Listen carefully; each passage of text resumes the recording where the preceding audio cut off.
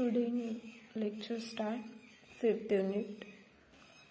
Topic हमारा first topic है application of the differential equation. Second, application of the first order differential equation.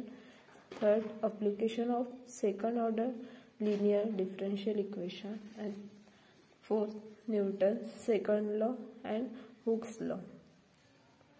Next, free independent motion, and next is free deviate motion and electric circular problem.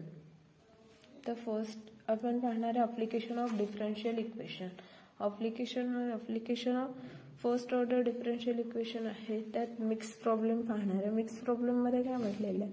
Mix problem let a suppose that the large mixing tank initially hold so red of the solution which x0 of the substance as dissolved करणार आहे. let काय म्हणणार another solution in the contain LV and of S flows into the tank of given rate. म्हणजे काय म्हणणार आहे R1 blend in mix upon mix म्हटलं when the solution in the tank well stated it in the pumped out the given rate R2 blend in minimum. let काय म्हटलं x t denoted by amount denoted करते x of t substance है s in the tank at the time of t then the rate at the which is the x change with the time t given by. तो then equation क्या कहना है dx upon dt is equals to input rate of the s minus output rate of the yes. म्हणजे input rate घेणार yes आणि output घेणार आहे rate of yes. नंतर इनपुटचं आपण डिनोट केलं R1 मायनस R2 याला म्हटलं इक्वेशन नंबर 1. नाउ द काय म्हणणार आहे the input rate of the R1 at the S enter with the tank is product of the inflow connections x1 LV is the second in the of क्या म्हणणार आहे yes inflow rate of the R1 grand in the minimum fluid. note that क्या म्हटलं R1 is a measure in the LV in the minimum. मग क्या म्हणणार आपण we have काय करणार आहे R1 जो आहे R1 ला ठेवला नंतर x1 इंटू R1 जर घेतलं तर x1 LV लँड घेतलं नंतर काय घेतलेलं आहे R1 घेतलं इंटू मध्ये त्याला x1 आणि R1चं मल्टिप्लिकेशन केल्यानंतर x1 R1 येणार. x1 आणि R1 आल्यानंतर मग LV इक्वेशन नंबर सेकंड दिला. नंतर लेट काय म्हटलं S of t जसं इथे S ऑफ कशाने डिनोट केलं होतं टी. आता काय करायचं आहे S ऑफ टी डिनोट करणार आहे नंबर डिनोट केलेला आहे gallons of the solution of the tank in the time T. Solution of the time काय कन्सिडर केलेलं आहे टी मध्ये.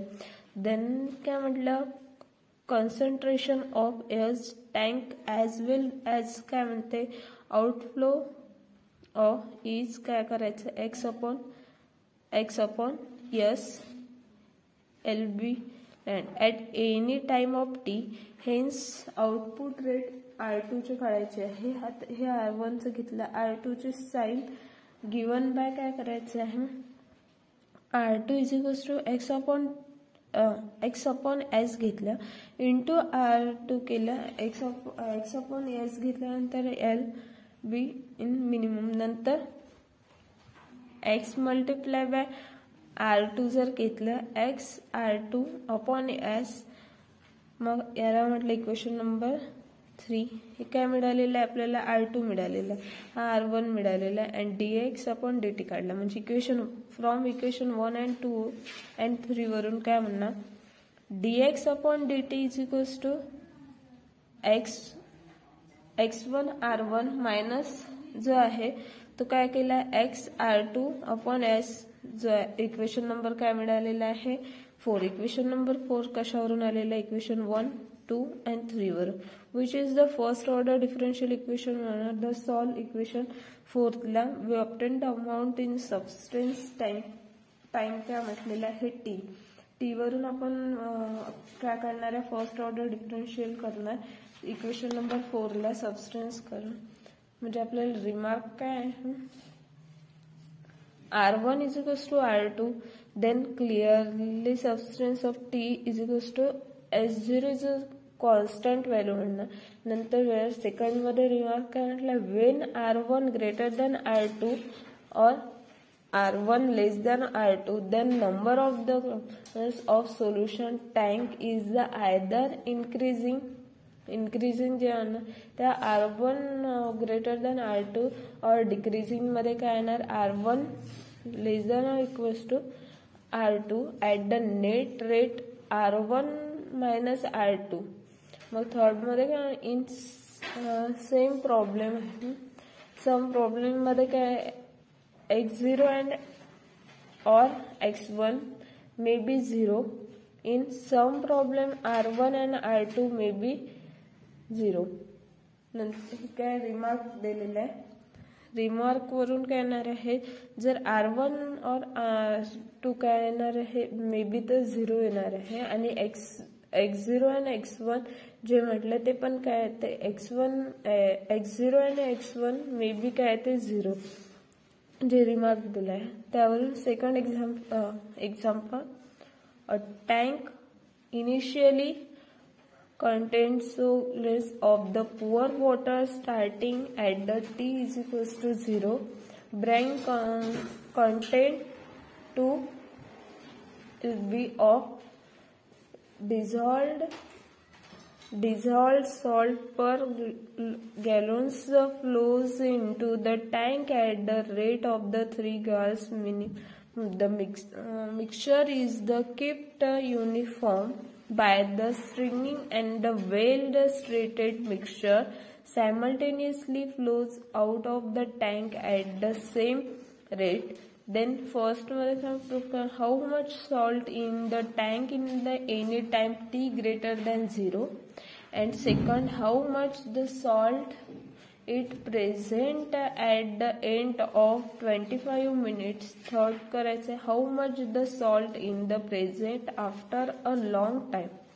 जे काय ना फर्स्ट मध्ये काय म्हटलेलं आपल्याला how much salt in the tank t greater than 0 proof करायचं. म्हणजे काय ना let x denoted by काय म्हणणार amount of the salt in the tank at any time t then the rate at which x change with the time काय म्हणणार t. जो t time आहे तो चेंज होईल. गिवन बाय काय म्हटलेलं आहे dx अपॉन dt जे कसं काय म्हणणार मिक्सचर प्रॉब्लेम मध्ये जे दिलं होतं input rate of the salt and output rate of the salt म्हणजे R1 मायनस R2 से इक्वेशन नंबर 1 म्हटलं. नंतर now the input rate R1 at which salt entire the tank is the product of the inflow concentrations काय ना 2 LB in of the salt and the inflow rate 3 and brine म्हणजे R1 काय येणार R1 is equals to 2 LV into 3 glen in minimum. नंतर 2 multiply by 3 केल्यानंतर 6 LB in minimum मध्ये येणार. म्हणजे इक्वेशन नंबर सेकंड मिळाले. सिन्स काय म्हणणार सिन्स मध्ये R1 ची व्हॅल्यू जी मिळाली ती 6 LB मिनिमम मिळाले. म्हणजे काय येणार आहे equation number second. Since the rate of the outflows equaled the rate in the inflow the tank contained so gallons of the brine at any time t मध्ये म्हटलं this is a 15 gallons content जे आहे XLB of salt at the time t at time T मध्ये म्हटलं. Hence the काय म्हणणार आपण concentration of the salt in the tank as well as output म्हणजे x/15 LB गॅलन्स ॲट टाइम किती म्हटलेलं आहे T.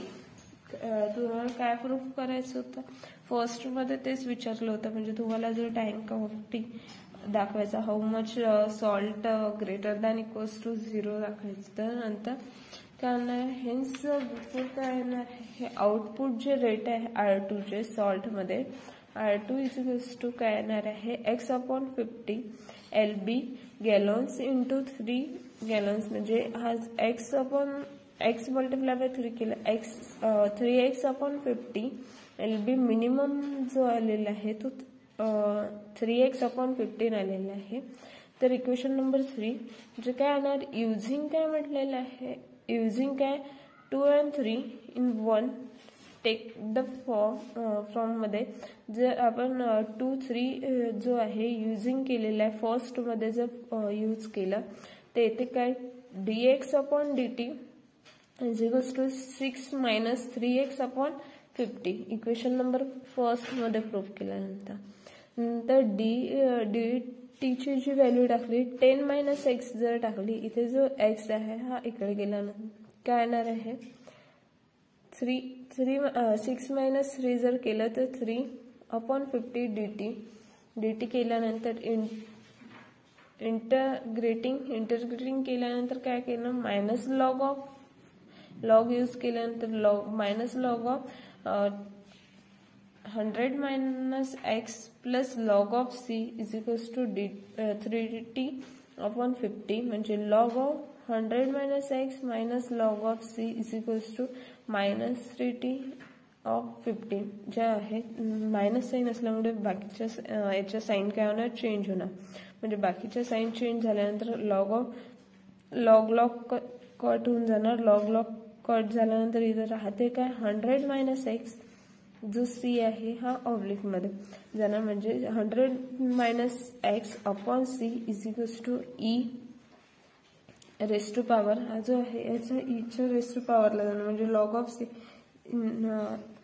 e raise to power -3t/50 याचं येणार काय x ला बाहेर काढल्यानंतर येते काय 100 मायनस जो आहे तो हा c म्हणजे x ला बाहेर काढल्यानंतर x ला बाहेर काढलं आपलं ते येते काय 100 - c e raise to power -3t/50 equation number काय मिळाला 4 म्हणजे सिन्स आपण काय म्हणणार initially there was no salt in the tank so initial condition in x is equals to 0 where t is equals to 0 म्हणजे अप्लाइन काय करणार initial condition 5, 4, 5 and 5th equation जे आहे त्याला 5th and 4th मध्ये अप्लाय केल्यानंतर काय ना x is equals to 0 आहे x is equals to 0 केल्यानंतर जे आहे x 5 ज्या व्हॅल्यू आहे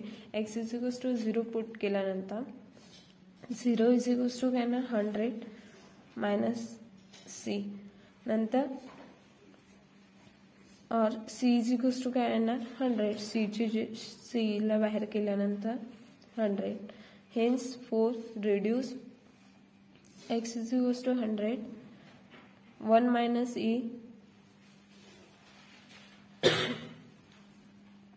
which given amount in the salt tank second मध्ये काय आहे x1 be the amount of the salt present in tank 25 minutes म्हणजे x is equals to x1 when t is equals to 25 then 6 वर करणार x1 is equals to 100 1 minus e raise to power 100 minus 1 minus e raise to power -1/5 म्हणजे काय येणार आहे 78 here was the required to the find out the amount जर म्हटलं find out करायचं tank t use infinity when the value जर prove करायचं असेल आपल्याला येते काय x1 is equals to 10 x1 is equals to 100 bracket 1 minus e raise to power -3/2 म्हणजे याचं काय येते 100 1 मायनस e⁻, म्हणजे त्याला डिवाइड जर केलं